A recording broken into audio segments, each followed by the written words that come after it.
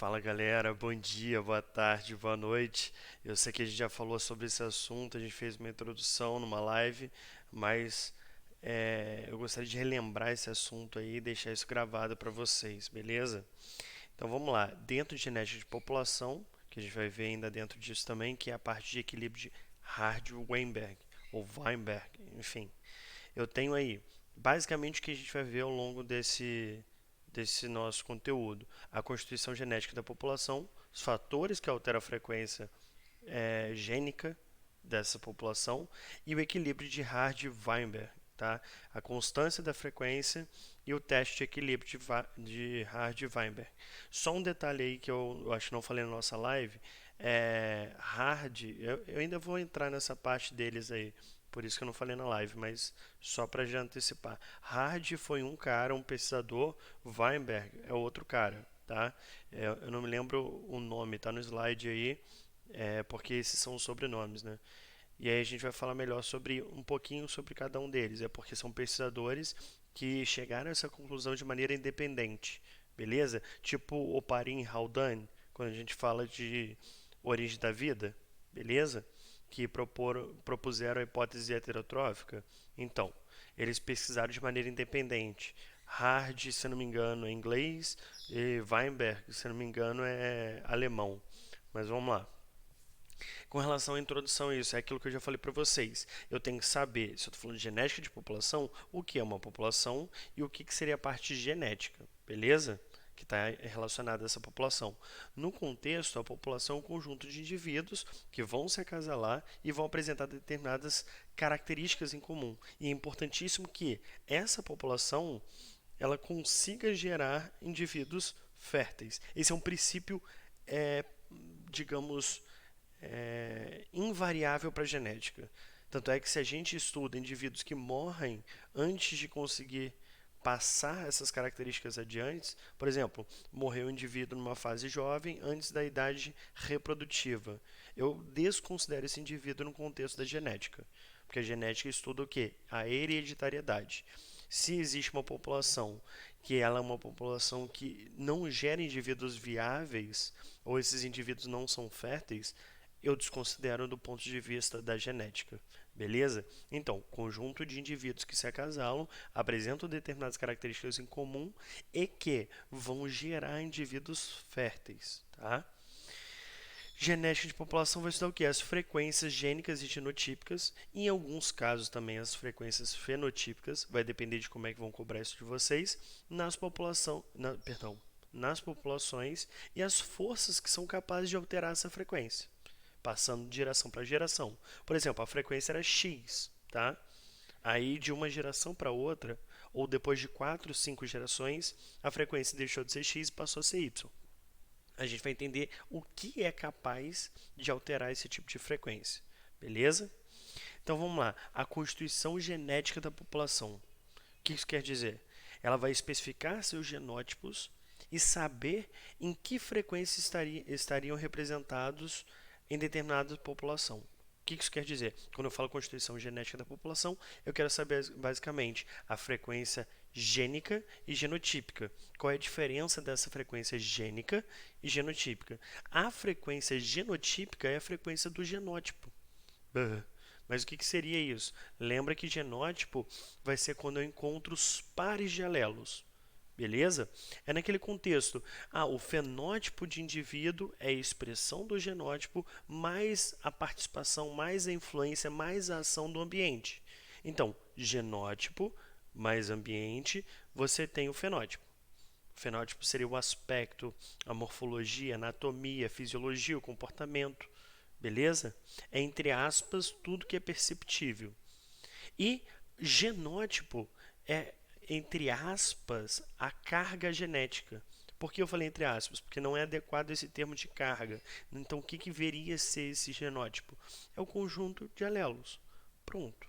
Os alelos se apresentam aos pares para que eles consigam ser expressos. Ou pares iguais dominantes dos alelos maiúsculos, que a gente usa a letra maiúscula, ou pares de alelos diferentes, ou pares de alelos minúsculos, que representam características recessivas. Isso é o genótipo. Então, eu consigo analisar a frequência de genes de uma população. Perdão, a frequência genotípica de uma população. Ah, eu tenho 30% da população azão azão. Eu tenho 30% da população azão azinho. E eu tenho 40% da população azinho azinho. O que isso quer dizer? 30% homozigoto dominante, 30% heterozigoto e 40% homozigoto recessivo. Beleza? Isso é a frequência genotípica. Agora, eu, a partir dessa frequência genotípica, consigo determinar a frequência gênica ou alélica. Tá? O que seria isso? Seria a frequência em relação ao alelo maiúsculo, azão, que representa o alelo dominante, ou o alelo minúsculo, azinho, que representa o alelo recessivo, de características recessivas. Beleza? Então, basicamente, a constituição genética da população é eu saber essas frequências. Se eu sei a frequência alélica, eu consigo determinar a frequência genotípica. Se eu sei a frequência genotípica, eu consigo determinar a frequência alélica. E se eu sei qualquer uma dessas duas, eu consigo determinar também a frequência fenotípica. Beleza? Porque o fenótipo é sempre pautado na expressão do genótipo. Nicolas, tem influência do ambiente? Sim, nesse contexto talvez a gente não saiba afirmar. Beleza? Mas a partir da expressão do genótipo a gente consegue. Beleza? Então, o que seria essa frequência gênica e genotípica? É aquilo que eu falei para vocês na outra aula. Se eu considero esse genótipo azão azão, esse genótipo azão azinho e esse genótipo azinho azinho, eu estou falando de frequências genotípicas. O que seria essa frequência genotípica? É o que eu acabei de explicar para vocês no outro slide, só que aqui só está de maneira esquemática, visual. Eu levei em consideração o par de alelos, tá, dos cromossomos homólogos, frequência genotípica. Eu levei em consideração um alelo, tá? Eu estou falando de frequência gênica ou alélica. Beleza? Então, se eu levei em consideração homozigoto, heterozigoto, homozigoto, eu levei em consideração frequência genotípica. Se eu levei em consideração azão ou azinho, eu levei em consideração frequência gênica ou alélica. Beleza? Aí aquele exemplo que eu estava falando com vocês também, tá? Imaginando que eu tenho genótipos azão azão, azão azinho e azinho azinho. No total, eu tenho 1.000 indivíduos nessa população, beleza? 300 homozigotos dominantes, 500 heterozigotos e 200 homozigotos recessivos. Aí, eu consigo determinar tanto a frequência genotípica quanto a frequência alélica disso daí. Como é que ficaria? Basta eu pegar o número de homozigoto dominante sobre o número total da população. O número de de heterozigotos sobre o número total da população. E o número de homozigotos recessivos sobre o número total da população. Então, o número total da população é 1.000 indivíduos. Eu vou pegar 300 dividido por 1.000 para homozigotos dominantes. 500 divididos por 1.000 para heterozigotos. E 200 dividido por 1.000 para homozigoto recessivo. Beleza? Aí eu vou encontrar justamente 0,30 para homozigoto dominante, ou 30%, 0,50 ou 50% para heterozigoto e 0,20 ou 20% para homozigoto recessivo. Tá? De cima para baixo, homozigoto dominante, heterozigoto e homozigoto recessivo. Tá? O número total aqui, se eu somar esses três valores, sobre o total, vai me dar 100%, ou 1. Beleza? Isso daqui é interessante fazer, tipo uma prova real, tá, gente?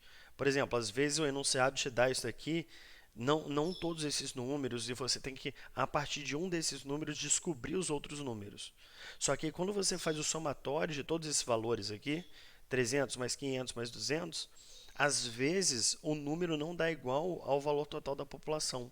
E é importante que isso dê. Se você fizer o somatório de todos os valores relacionados aos genótipos e dividir pelo número total de indivíduos da população e não der 1, e não der 100%, é sinal de que existe uma conta errada aí.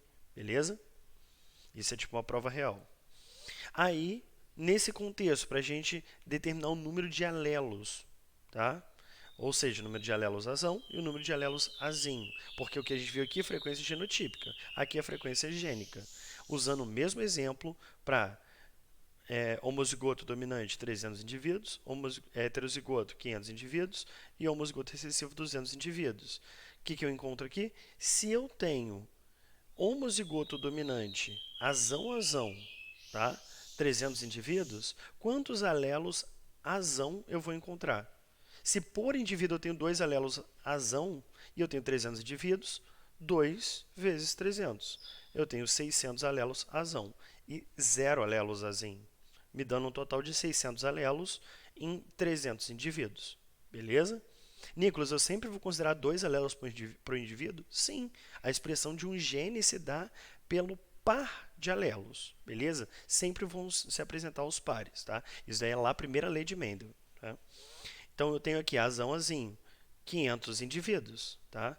Repare que eu tenho 2 alelos por indivíduo, beleza? Só que eu tenho 2 alelos diferentes para esses 500 indivíduos. Então, vou encontrar 500 alelos azão e 500 alelos azinho, totalizando para mim 1000 alelos em 500 indivíduos, beleza? Homozigoto recessivo, azinho, azinho, 200 indivíduos. Como são 2 alelos azinho por indivíduo, eu não tenho nenhum alelo azão vai ser 0.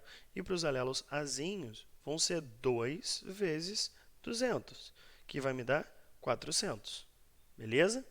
Aí eu tenho aquele somatório total. O número de indivíduos total, 1000. O número de alelos total, 2000.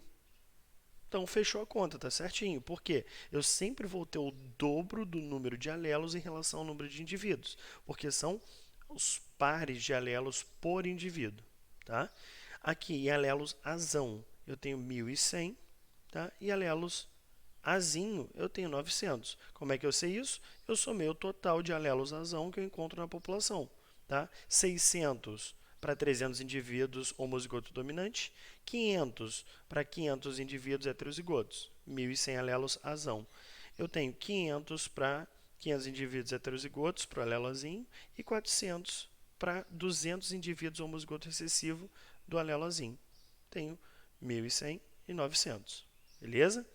Aí como é que eu teria as frequências determinadas do alelo azão e do alelo azinho? A frequência de azão é igual a 600 mais 500, que vai dar aquele 1100 para a gente, dividido pelo número total de alelos, que é 2000.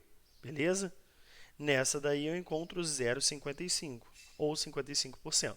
A frequência do alelo azinho se dá pelo somatório dos 500 mais 400. Aqui a quantidade de alelo azinho nos indivíduos heterozigotos, quantidade de alelo azinho nos indivíduos homozigotos recessivos, dividido pelo número total de alelos daquela população, né, de 1000 indivíduos. Vou encontrar 0,45 ou 45%. Beleza? Aí existe essa relação que a gente pode determinar, tá? Por quê? Como é que funcionaria isso daqui, ó? Até aqui, essa parte aqui a gente chegou, tá? Que é o que a gente falou no slide passado agora. A frequência de do alelozão, ela vai ser determinada por 2 vezes NAA. Quem que representa NAA para a gente? O número de alelos dominantes de um homozigoto dominante. Beleza? Tá? Ele tem 2 alelos dominantes por indivíduo, por isso que 2 NAA. Tá? NAA é o que? O número de indivíduos homozigoto dominante. Tenho 10 indivíduos homozigoto dominante. 2 vezes 10. Mais uma vez o número de indivíduos heterozigotos. N azão azinho. Beleza? Isso tudo dividido por 2. Tranquilo isso? É a mesma coisa que a gente viu aqui. Ó.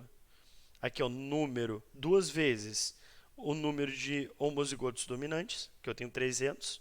Então, 2 vezes 300, que vai dar 600, mais uma vez o número de indivíduos heterozigotos, que eu tenho 500, e vai ficar 500. Isso somado e dividido pelo número total de alelos da população. Tá? Nicolas, aqui você botou dividido por 2. Por que dividido por 2? Porque independente aqui do número total de indivíduos da população, sempre a quantidade de alelo vai ser o dobro do número total de indivíduos dessa população. Beleza? Então, dividido por 2. Aí aqui é a mesma coisa, só que em relação à frequência alélica do azinho, tá? 2 vezes o número de indivíduos homozigotos recessivo, mais uma vez o número de indivíduos heterozigotos dividido por 2. Só que olha a relação que a gente consegue fazer. Eu igualei o número total de indivíduos homozigotos dominante dividido pelo número total da população. Então, eu tenho aqui, vamos supor, 300 indivíduos homozigotos dominantes. Eu pego 300 dividido, eu tenho um total aqui da população, 1.000. Então, eu pego 300 dividido por 1.000 é igual a D. Beleza? Aqui eu tenho 500 de heterozigoto. 500 dividido por 1.000 é igual a H. E aqui eu tenho 200. 200 dividido por 1.000 é igual a R. Eu consigo fazer o somatório de D mais H mais R igual a 1, da mesma maneira que eu consigo fazer o somatório de número de homozigotos mais heterozigotos mais homozigotos recessivos é igual a 1.000. Beleza? Dessa maneira, eu consigo estabelecer uma determinada relação, que é o total da frequência alélica de Azão mais o total da frequência alélica de Azinho é igual a 1, a 100% da população. Então, esse P representa o que para mim? Frequência alélica do Azão. E esse Q representa o que para mim? Frequência alélica do Azinho.